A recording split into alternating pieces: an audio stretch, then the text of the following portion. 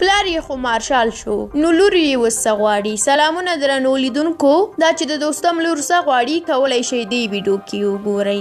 د ملي جنبش ګوند د مشر مارشال عبدالرشید دوستم لور راحیله دوستم د ولایت د څوکۍ غوښتنه کوي. نوموړې پر خپلې ټویټر پاڼې لیکلي چې دا د ولایت د معاونیت څوکۍ لیواله نه ده.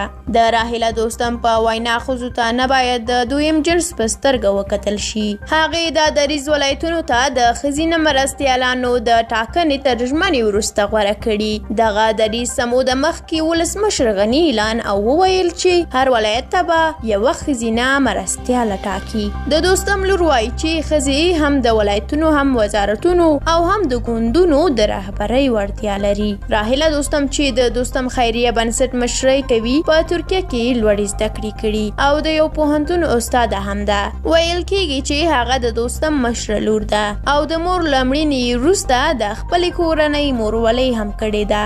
درنو لیدونکو ډېره مننه چې ویډیو م تر اخره ولیدله. که د راحیله دوستم د دې غوښتنې په اړه کوم نظر لرئ زموږ سره ضرور په کومنټ کې شریک کړئ. تر بیا چې زه د یو نوي خبر سره ستاسو په درانه چوپړ کې حاضرېږم، په لوی او بخښونکي خدای مو سپارم. الله مو مل شه.